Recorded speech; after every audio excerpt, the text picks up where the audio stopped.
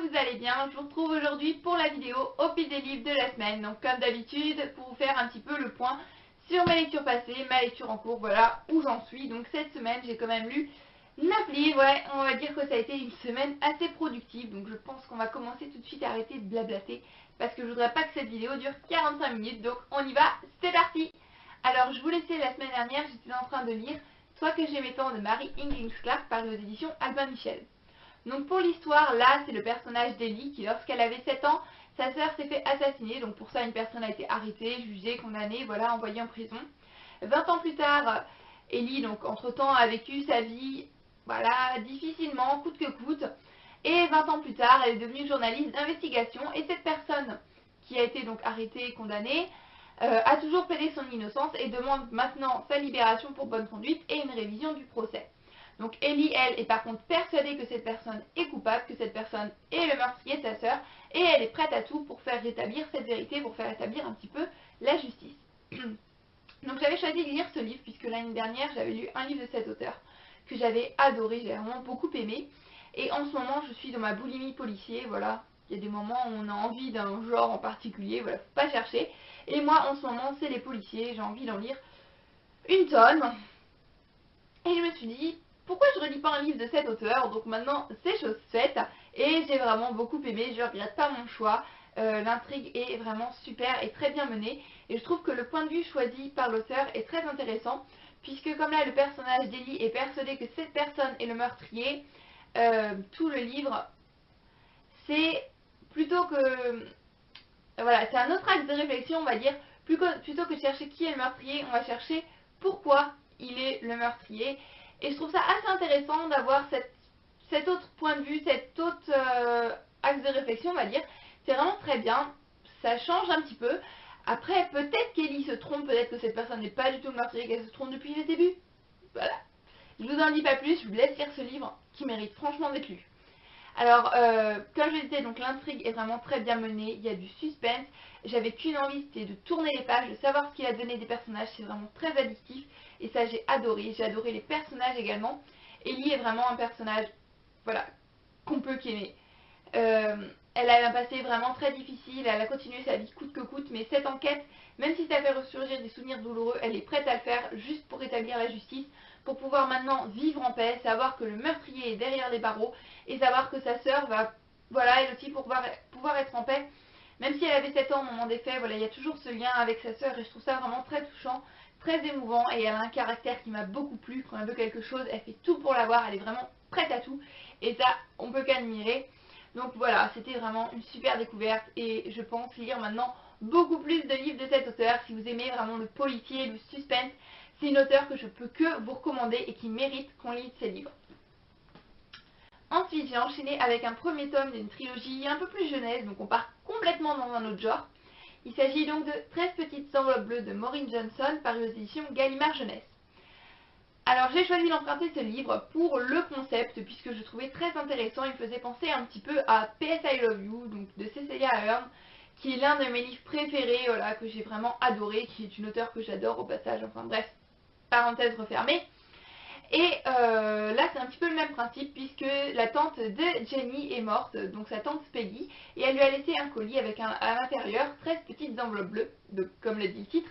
Chaque enveloppe est numérotée et donc elle va devoir faire ce qui est écrit dans ces enveloppes en respectant certaines règles de base. Donc il y a 4 règles, elle ne peut pas emporter ce qui ne tient pas dans un sac à dos, elle ne peut pas emporter de guide de voyage, elle ne peut pas emporter d'objets électroniques, elle ne peut pas prendre d'argent, ni de carte bleue, de chèque vacances, tout ce que vous voulez.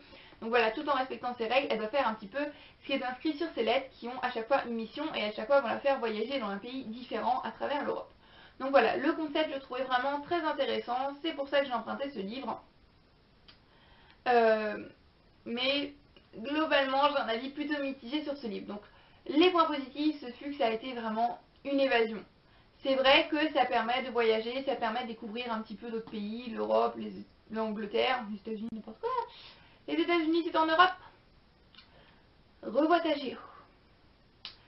Enfin bref, ça permet donc de découvrir tout ça. Les descriptions sont vraiment très bien faites, on a l'impression d'y être, c'est vraiment un gros point positif que j'ai beaucoup apprécié, même si le pays que j'ai le plus aimé c'est l'Angleterre. Voilà, je pense que si vous me connaissez maintenant, vous êtes au courant.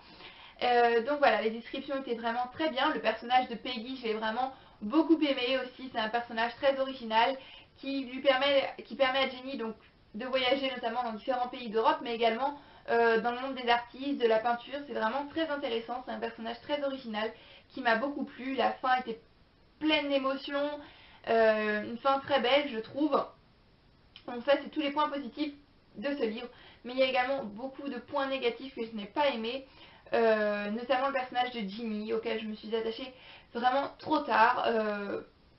Voilà, c'est très dommage, mais pendant les 3 quarts du livre, c'est pas un personnage auquel je m'identifiais, pas un personnage auquel je m'attachais.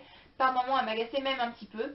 Dans certains pays également, l'auteur a mis des clichés, mais voilà, certains clichés que voilà, j'aurais préféré ne pas retrouver dans un livre et qui m'ont un petit peu déçue de ce point de vue-là. C'est un livre qui était assez long à lire, par moments je me suis vraiment ennuyée, il y a des pays où c'était ennuyeux, voilà, ça m'intéressait absolument pas. Il y a 2 autres tomes qui ont été faits à ce livre, je me demande bien ce qu'ils peuvent contenir, donc je pense pas les lire pour le moment puisque j'ai pas envie de ça pour le moment, j'ai pas besoin de ça. Mais je pense peut-être les lire plus tard pour suivre ce qu'il advient du personnage de Ginny, donc c'est une bonne lecture mais voilà, sans plus, ça n'a vraiment rien d'extraordinaire. On va maintenant passer aux bandes dessinées et aux albums, donc il y en a un nombre assez important, et comme je sais que ça n'intéresse pas certaines personnes sur la chaîne, voilà, je peux comprendre, les bandes dessinées et les albums, c'est pas un genre que tout le monde lit, donc je pense à vous, ceux qui n'aiment pas les bandes dessinées et les albums, et je vous mets donc maintenant ici, là, le timing auquel vous rentrez sur cette vidéo, pour passer ce moment bande dessinée et album. Donc, on va commencer par les bandes dessinées. Donc, j'ai lu Love, le tome 1, Le Tigre, de Frédéric Brémaux et Federico Bertolucci, paru aux éditions Ankama dans leur collection Étincelle. Donc, j'avais lu le tome 2, Le Renard, il y a un long moment déjà, donc quand j'avais encore mon autre chaîne YouTube, c'est pour vous dire, mais là, il y avait les 2 autres tomes à la bibliothèque, donc voilà, je me suis dit quand même, pourquoi pas. Et j'ai vraiment beaucoup aimé. Donc pour vous expliquer un petit peu qu'est-ce que cette bande dessinée, c'est une bande dessinée assez spéciale puisqu'il n'y a que des animaux, voilà, il n'y a pas d'humains dans cette bande dessinée, et il n'y a pas non plus de dialogue. Donc c'est au lecteur d'imaginer ce que les différents animaux vont se dire entre eux, ce qu'ils peuvent penser, et ce concept-là j'aime vraiment beaucoup. On peut croire que parce qu'il n'y a pas de dialogue, ça va se lire vraiment beaucoup plus vite, mais non, puisque c'est tout dans l'analyse des images, il faut voir tous les petits détails, tous les petits animaux, et ça c'est vraiment super intéressant et ça permet de passer un super moment. Donc dans chaque tome, on va suivre un animal dans son univers, dans son milieu, avec les animaux de son milieu. Et ce tome-ci est destiné au tigre qu'on va suivre dans la jungle. Il va chercher à manger, donc c'est une chose qui peut paraître banale, mais qui n'est pas une chose si simple que ça lorsqu'on vit dans la jungle et qu'on est un tigre. Donc comme je disais, j'ai pris cette bande dessinée puisque j'aime vraiment beaucoup le concept, mais il faut également que je vous montre les planches qui sont juste magnifiques. Elles sont voilà, toujours un petit peu dans les mêmes tons de couleurs, ce qui fait un rendu vraiment très esthétique et les graphismes sont vraiment très réussis. Et je trouve que c'est vraiment très important là d'avoir des planches esthétiques, d'autant plus qu'il n'y a pas de dialogue. Voilà, le dessin c'est tout ce qui fait cette bande dessinée, c'est tout ce qui compte, donc c'est vraiment très très important et les graphismes sont superbes. Voilà, dans une bande dessinée, les graphismes, je me trouve, c'est toujours très important puisque voilà, je peux pas lire une bande dessinée avec des graphismes moches. C'est un petit peu plus difficile, on a beaucoup plus de mal à se mettre dedans. Donc les graphismes, je vous recommande aussi. Donc là, c'est un bon tome que j'ai beaucoup aimé également. Voilà, ça permet, comme je disais, de passer un bon petit moment. C'est une évasion. Voilà, j'ai été immergée totalement dans la jungle aux côtés de ce tigre. Et voilà, c'est un moment détente, ça permet de se poser et c'est juste génial. La fin m'a surprise, tout comme le tome du renard. C'est ce que j'aime beaucoup aussi dans une bande dessinée, dans un livre en général, un roman même. Être surprise à la fin, c'est une chose que j'adore, voilà. Et ces bandes dessinées le font parfaitement. C'est pas une fin, on peut dire, que j'aime forcément. Voilà, j'aimerais pas être là à ce moment-là. Mais voilà, ça m'a surprise et c'est une chose que j'ai vraiment beaucoup aimé et une bande dessinée que je peux que vous conseiller. Donc ensuite, toujours dans cet univers un petit peu animalier, j'ai enchaîné avec le tome 3, donc toujours de la saga Love, qui est sorti il n'y a pas très longtemps. Donc c'est des tomes, hein, mais vous pouvez totalement les lire séparément. Il n'y a aucun lien entre eux, c'est un petit peu des tomes uniques. C'est les tomes en fonction de leur date de parution, mais voilà, ça peut se lire tout seul, pas besoin d'avoir lu les autres tomes. Donc là c'est le tome 3, Love le lion, donc toujours de Frédéric Brémaux et Federico Bertolucci aux éditions Ankama. Donc là c'est toujours le même principe, on n'a que des animaux et on a toujours pas de paroles, toujours des superbes planches, voilà, dans les mêmes tons de couleurs. Donc là on est un petit peu plus dans une ambiance savane, puisqu'on va suivre donc, comme on l'avait dit, un lion qui encore une fois va pouvoir chercher à manger, mais c'est pas une chose facile quand il y a tous les autres animaux, quand il y a tout... Voilà, c'est pas pareil. Eux, ils vont pas au supermarché chercher leur nourriture, hein, il faut se débrouiller, il y a la concurrence. Donc dans toutes les BD Love, à peu près, c'est un animal qui cherche à manger. Et c'est le tome, je dirais, que j'ai le moins apprécié des trois. Voilà. J'étais moins dans l'histoire, j'étais pas vraiment immergée dans cet univers, je ne suis pas vraiment attachée à l'animal principal qui est là le lion. Si je me suis perdue dans l'histoire, j'avais un petit peu de mal à suivre, mais malgré tout les graphismes sont très très beaux et je peux vous conseiller rien que pour ça. Ça permet vraiment de passer un super moment et c'est très agréable. La fin, encore une fois, ma surprise, mais là c'est ma fin préférée, on va dire, des trois tomes, enfin préférée. C'est une fin que j'ai trouvée vraiment très émouvante, très triste et à la fois touchante. Enfin, je sais pas, j'ai un petit peu de mal à mettre des sentiments sur cette fin puisque elle me laisse un sentiment assez particulier, mais c'est une fin touchante et émouvante. Et voilà, je peux pas vous en dire plus à part qu'il faut que vous lisiez ce livre pour comprendre ce que je veux dire, puisque là vous ne devez rien comprendre du tout. Mais si vous lisez ce livre, vous allez comprendre ce que je dis, puisque cette fin c'est... Voilà, c'est pas possible et c'est... Bon bref, voilà, j'arrête d'essayer de m'expliquer puisque je n'y arrive pas, mais voilà, lisez ce livre, lisez cette saga entière, puisqu'elle vaut vraiment, vraiment le coup. On passe ensuite à une bande dessinée, vous savez, c'est ma bande dessinée chouchoute du moment, Land of Burger, le tome 4, donc de Arleston, Alwett et Arbucci, paru chez Glénat. Donc il n'y avait pas le tome 3 à la bibliothèque, mais bon, voilà, il y a 1, 2, 4, faut pas chercher, c'est très logique. Mais bon, ça m'a pas du tout dérangé. Voilà, c'est assez étrange, mais ça m'a pas dérangé. D'habitude, je supporte pas de lire une saga en loupant un tome, mais là, non. Voilà. Bref, si vous ne lisez pas le tome 3, c'est pas très gênant, donc. Donc je peux pas vous résumer ce tome-ci, puisque c'est quand même un tome 4, il s'est passé beaucoup de choses avant. Donc on suit toujours le personnage de Ambre et je ne sais plus comment... et Arthur. Voilà. Voilà, un peu mal avec le nom des personnages parfois. Donc on suit les personnages de Ambre et Arthur qui ont repris le restaurant de leur père après leur assassinat. Donc ils doivent remettre les étoiles, enfin... Voilà. Je ne peux vraiment pas vous en dire plus. Mais ce tome-ci, je l'ai vraiment beaucoup aimé. On a de nouveaux personnages qui sont juste géniaux. Le mystère se résout. J'étais d'ailleurs très surprise de la résolution du mystère sur la mort de Monsieur Capresse. Puisque voilà, j'aurais pas du tout imaginé ça. L'intrigue est encore une fois très bien menée. C'est drôle, c'est frais, c'est de l'humour. C'est de la gourmandise. C'est vraiment dans le milieu de la restauration. Je trouve qu'il n'y a vraiment pas beaucoup de bandes dessinées qui traitent de ce sujet. Et c'est juste... génial, on ressent vraiment de l'amour pour la cuisine, les graphismes sont top, comme je le disais précédemment, une bande dessinée, si j'aime pas les graphismes, j'ai vraiment beaucoup plus de mal. Voilà, c'est un petit moment de bonheur, c'est un bijou, c'est drôle, c'est génial et je peux que vous la recommander, la saga entière, hein, même si je l'ai pas fini. Mais je pense lire d'autres livres de ces scénaristes ou dessinateurs, puisque c'est juste génialissime. On passe maintenant aux albums. Donc pour les albums, j'ai décidé maintenant de vous mettre un petit visuel lorsque j'en parle, puisque c'est beaucoup plus simple que de les porter. C'est assez encombrant et puis ça permet, voilà, de découvrir, ça vous permet de voir un petit peu plus l'intérieur du livre. Donc voilà, j'ai décidé de faire comme ça maintenant.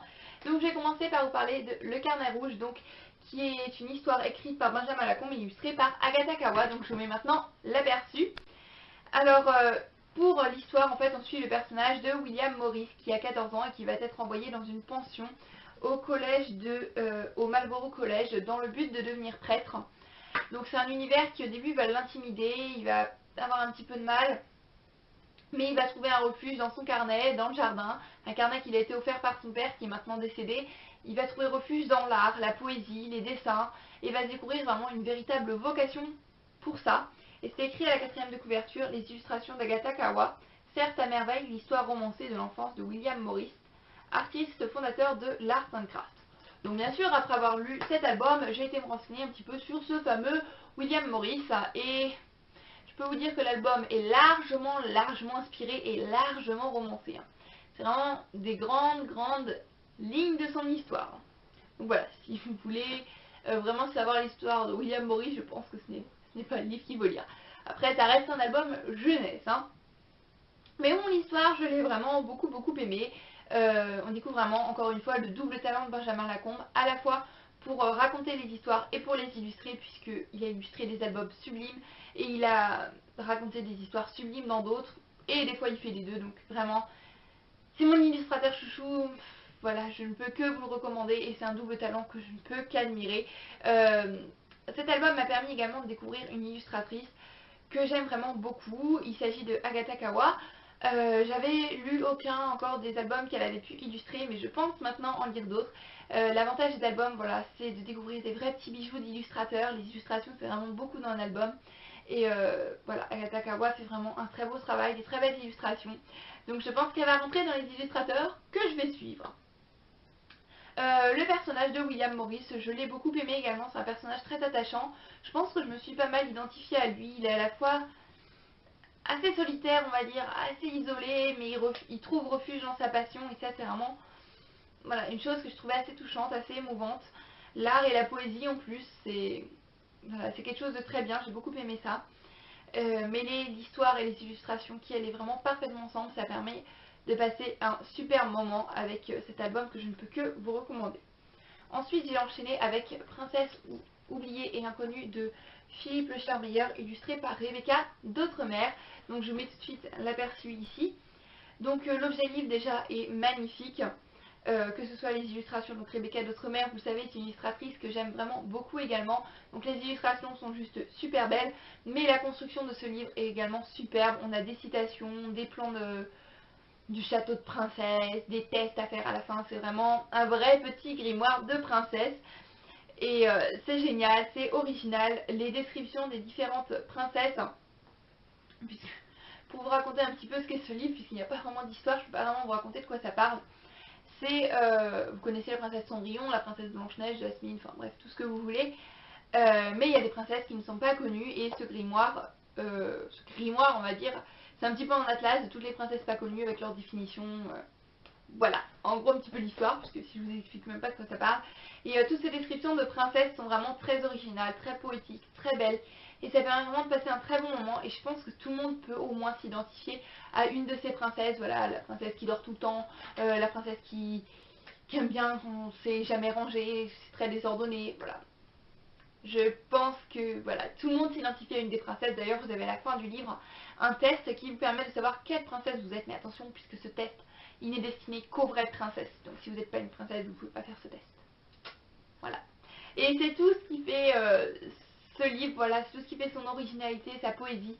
C'est ce qui fait que c'est un très bon livre avec des très belles histoires. Enfin, c'est pas des histoires, des très belles descriptions de princesses que voilà, que je peux que vous recommander. Ça m'a fait un petit peu penser au journal secret du petit Pousset. Voilà, je vous mets une illustration ici, qui est illustrée également par Rebecca d'Outremer, qui est un petit peu cet aspect grimoire, cet aspect...